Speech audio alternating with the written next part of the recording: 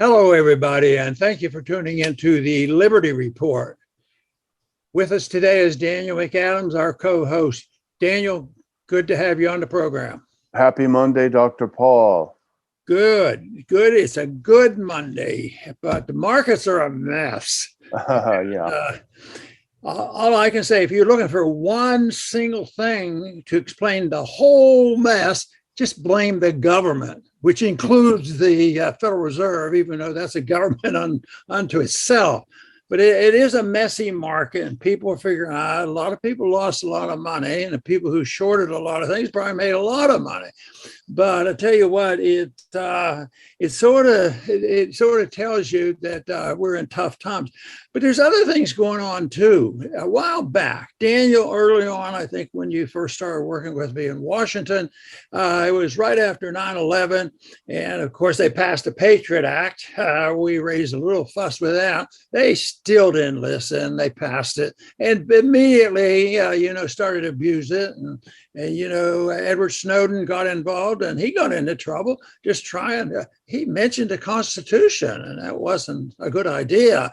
So he was run out of town. But now it comes out that they expanded that a few years later, which we objected to, and that was to put the Patriot Act in with a lot of other bureaucrats, make the biggest department in the country, and that is the Department of Homeland Security. And just think about it. Our security, from a libertarian viewpoint, is protected by our personal liberty. So we established the Department of Homeland Security and did a tremendous rush to destroy our liberty. So we're in worse shape than ever with that, but we're not surprised. But Senator Grassley and Hawley found they were testified. I think it was by himself. The Secretary of Homeland Security testified and lied about what they were doing and how they were spying. And it's a shame that this occurred. But the other thing is, nobody's probably surprised that they lied. But everybody seems to think the big deal is we've found some more evidence. But, I thought there was a fair amount of evidence on Russiagate, and somebody confessed that he did it, and he got unanimously exonerated. It was the trial he had, the jury was made up of all of Hillary's supporters. So it is, it's easy for people to get disgusted, with the whole system. And what we're going to talk about today doesn't help at all for that disgust, but they deserve the disgust. And that is that for several months, they just said, we're not doing this. And there was a little clause that they could spy more on foreigners and stop this, terrorism. But it turns out that they were caught in a big lie, and it's been exposed, and there's a lot of material to digest. We haven't digested it all yet, but we will, but it's not good. They lied through their teeth about what they were getting ready to do, and yet I don't think I've heard about it on the major networks. I don't think we will, but we are hearing about all those horrible things on January 6th. We don't hear anything about the tragic outcome of the killing and robbing and destruction back, in the last 2 summers during COVID lockdowns and all the breakdown of law and order there. No, but this is there, and we want to call attention to this. Daniel, I think this is big stuff, a little complicated, but again, it's same old stuff, unfortunately. And it boils down to people lie and they're dishonorable. And there's a lot of them still in Washington. And I sure hope they do some cleaning up soon. Yeah, I think a lot of credit must go to Senator Grassley and Senator Hawley as well. But Grassley, I think, must have a pretty good staff of investigators. And what happened, and this was reported by Mark Tapscott in the Epoch Times on the 9th. And I'll include some links in I don't usually, but I will in this case, because I think it's worth following the documents. But essentially what happened, Dr. Paul, is a whistleblower from the Department of Homeland Security came forward with a batch of documents explaining the real story behind the creation of this Disinformation Governance Board in the Department of Homeland Security. Because the way Mayorkas, who's the Secretary of the Department of Homeland Security, explained it in a hearing early last month, that, oh, we haven't started work with this yet. It's just a proposal. We're just looking for input, etc., was, as you say, completely false. The work on getting this Disinfo board together began the previous September, and the memos do show that, providing that they're accurate, and they do indeed look accurate, showing that the groundwork for this, and indeed the functioning itself, had definitely occurred before Mayorkas claimed before Congress. Of course, that is lying to Congress, which is not a great idea. But Dr. Paul, the interesting thing about this, and it won't be any shock to anyone who follows these things, is that everything they claimed that this information board was going to be doing is actually untrue. It was supposed to be, quote, focused on disinformation from foreign state adversaries and the cartels. It would not monitor American citizens. Well, that is not the case. In fact, according to this memo, the primary concern from the very beginning was to monitor the domestic speech of U.S. citizens concerning, quote, conspiracy theories about the validity and security of elections and disinformation related to the origins and effects of COVID-19 vaccines or the efficacy of masks. And it does make you wonder, Dr. Paul, if they were so terrified about people talking about the elections of 2020 and how, were they okay, were they not okay? Or what about the masks? Do they work? They didn't want to have a debate. They wanted to shut everyone up. And Dr. Paul, these documents are really evidence of what was going on behind the scenes. And you quoted something I think is very important there on what they wanted to look for and monitor their speech, which means they want to cancel the speech, and they had the cooperation of, the social media. If it's mentioned, gets reported to the government, and then they crack down. But the government doesn't crack down on the First Amendment. The business people do it. And it continues that way. They have the leverage. But I want to restate a couple points from that quote that you had. And they want to go after people who have conspiracy theories about the validity and the security of election. My first election, I've told people this before, but way back in the 70s, my introduction, I was pretty naive, but there was a hint that we lost it by 100 votes. And it was clearly fraudulent. And we won every case. We took it up to the Supreme Court of Texas. We won every one, that there were 1,400 or so illegal votes.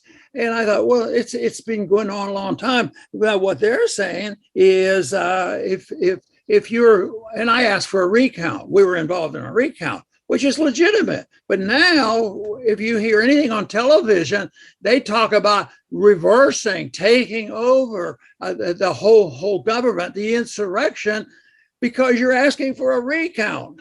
And well, I have evidence. And of course, they would never have the evidence because, of course, that would be too much information. So the election issue is a big issue that they were concerned about. And then also about the vaccines. Just think of all the times we talked about people saying something about vaccines or natural immunity and people losing their jobs and distorting it and saying, well, you can't be out there this disinformation talking about science, which the doctors we followed were talking about science. So that to me, they were addressing that so that they could regulate that type of speech or crack down on people. And look at how many people suffered the consequences from this. And then to top it off, of course, they lied about it. They said, oh, we weren't doing that. We weren't even in existence at that time. We weren't talking along those lines. Daniel, I don't think they were telling us the truth. I don't even think they were near anything about being truthful. Well, I think this is one time that the Democrats are probably happy that the economy is in the toilet, because otherwise, people might be looking at this, and shame on other Republican senators, and I'm sure there are a few that are looking at it, but who aren't looking at this. And if things change in November, that they won't look very carefully at this. There was a member of Congress who warned back in 2002 that this was going to happen if you create a Department of Homeland Security, and I'm going to make a couple comments on that later, Dr. Paul. But the other big smoking gun in these memos that were leaked by this whistleblower was an April 28th, 2022 meeting that had been scheduled between Robert Silvers, who is the Undersecretary for Strategy, Policy, and Plans at the Department of Homeland Security. That meeting would be held with Nick Pickles, who's the head of policy for Twitter, and Yoel Roth, who was the head of site security for Twitter. And among the topics discussed was operationalizing public-private partnership between the Department of Homeland Security and Twitter on the topic of misinformation, disinformation, and malinformation. And I think if you're talking about skirting close to the First Amendment, I think they've gone over that line when they're holding meetings saying, how can we work together in a partnership to stop people from saying things that the government doesn't want them to say? I think that's the real thing coming out of this. And it does make you wonder about what else we haven't seen about this, Dr. Paul. Well, something I think the real thing behind some of this too is having these hearings going on when more materials coming out about how horrible this administration has been, and they talk about it. But what are they having these hearings? They're just starting. I think they're going to be 6 more of them, and that is for distraction. That's 100% designed for distraction, not truth. There's no desire for truth there. It's to continue the disinformation, and yet guess what? Where's the coalition? Big business to punish people who don't follow government orders, social media, and all the major media. Just look how well they were organized, how infiltrated they are, the cultural Marxists and this whole movement into the whole society. And we've talked about the background of this, the education going on and what has happened. And really, this whole thing right now with these hearings going on, and they probably knew that the Republicans would get hold of this and start talking about it. So this is just shoved aside, and they'll continue it if the gabbing goes down a little bit on January, about January 6th. They'll have another committee hearing and new information. And boy, yesterday they said they have the goods on Trump and we're going to put him in jail, that kind of stuff. So it's so political, so well entrenched with lying and innuendo. That's why I think if a person is a progressive, if a person is a liberal, if a person has views opposite of ours, if they had one quality, and we have met a couple that disagreed with our views, but they sort of had a soft spot in their heart for telling the truth.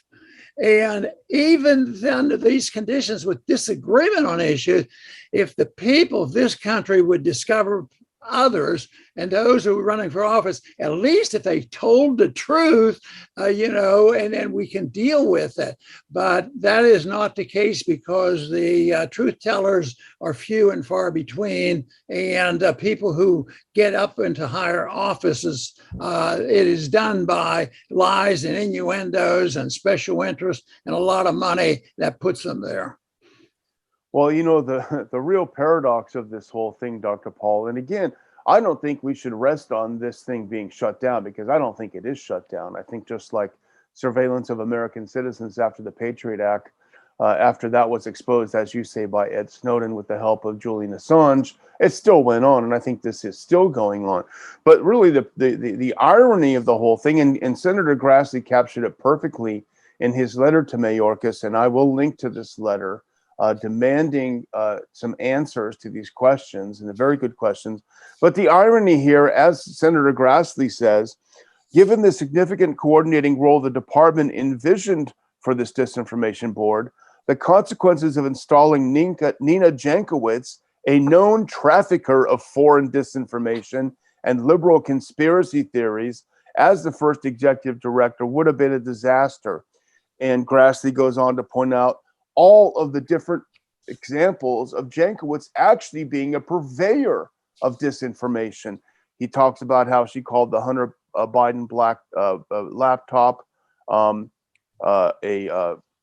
Republican election tool. She talked about the President Trump's secret server with the Alpha Bank, another lie. She tweeted that Christopher Steele provided great historical context, and we know his whole report was debunked, et cetera, et cetera. This is the queen of disinformation being put in charge of preventing disinformation in government. Doesn't that just put the fox in the house with the hens, doesn't it? Boy, that's for sure.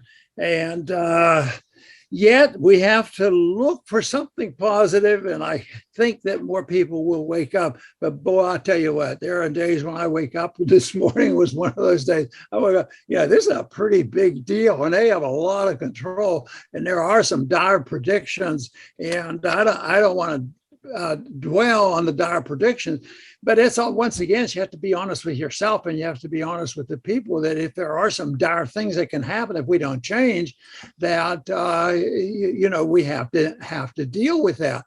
And one thing that I sensed during my campaigns was that although my message was sort of dire in many ways, there was a sense that we're glad to hear that, because you generally will give the answers to what you should do and can do. And yet I think it was the idea that you hear the dire predictions and what's going on, that you have a much better chance of doing something than if you deny it and say, if anybody, I think one of the things that Biden is very involved in is a lot of denial, but that's the purpose of most politicians. So he certainly is in that position. So it's something that eventually that's the only way we can solve our problem. Truth is the only answer to this, and that goes back to the basic morality of the people. And our founders understood that too. And it was said by Adams and others, if you don't have a moral society, this whole system will go down. It won't work unless the people are moral about it. And right now, we haven't changed the Constitution. Basically, there's still a lot of prohibitions in there, but it doesn't matter. The morality of the society has infiltrated our judicial system, our elective system, our universities, and therefore the battle becomes an intellectual battle rather than a military battle. Well, if the Republicans had any integrity, and there are a few certainly with integrity, they would use this as an opportunity to really defang the Homeland Security Department, or just simply to disband it. That's what needs to happen. It never should have existed in the first place. And I want to read, as we close out this segment, Dr. Paul, on something that I hope will be a bigger scandal and more people will pay attention to. I'm going to read from a statement made by somebody we both know back in 2002. A warning about the creation of a Department of Homeland Security. Here's what the statement says. The list of dangerous and unconstitutional powers granted to the new Homeland Security Department is lengthy. Warrantless searches, forced vaccinations of whole communities, federal neighborhood snitch programs, federal information databases, and a sinister new Information Awareness Office at the Pentagon that uses military intelligence to spy on domestic citizens are just a few of the troubling aspects of this new legislation. Dr. Paul, you hit the nail on the head once again. If only they had listened to you back then, and a few more would have voted no, we wouldn't be talking about Yankovitz or whatever her name is, and all of these people who are just continuing this horrible, horrible government department. The sort of sad part about this is people back then would ask, aren't you disappointed your bills didn't get passed or you didn't stop this bill? I said, not really. I didn't have high expectations, but I did want to set a record straight because I do believe if it's a valuable issue or an idea, it will last and it will look at and participate in bringing about changes. Did you want to mention something about Jerome Powell and the Fed, Dr. Paul, before we close out? I think it's interesting. The markets are really rocking right now. And the headline generally on many, many articles today was the Fed Chair Powell faces a choice between inflation and recession. My argument, no, he doesn't have a choice. You know, they're not going to stop the inflation, and the recession is already set.